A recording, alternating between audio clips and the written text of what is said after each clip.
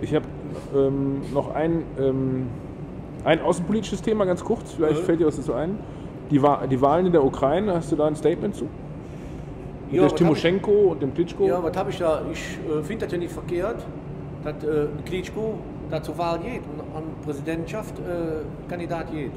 Haben wir schon gehabt, der Arnold Schwarzenegger, der Arnie, der war ja auch da. Ne? Also ne? Schauspieler, Boxer. Ne? Nächstes Jahr auch dahin, gehe ich auch zur Wahl. Dann bin ich auch Präsidentenkandidat. Warum Für nicht? welches Land machst du das dann? Kann ich ja sagen, für Köln. Oh mein, ich vertrete die Kölsche Jungs. Nein, Spaß beiseite. Auf jeden Fall, pass auf, die ganze Wahl ist eine Farce. Brauchen wir nicht drüber reden.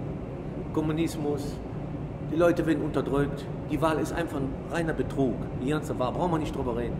So, mit dem Mann dürfte sich ja keiner am Tisch setzen. Ganz einfach. Die Leute werden unterdrückt, die Leute werden verfolgt. Kann es nicht sein. Die Frau sitzt da am Knast. Für was? Weil sie den faules Ei ins Netz gelegt haben. Kann es nicht sein. Also, hallo, was sprechen die da hier von Demokratie oder Anfang? So, also, das ist eine Lachnummer, die Wahl. Brauchen wir gar nicht drüber reden.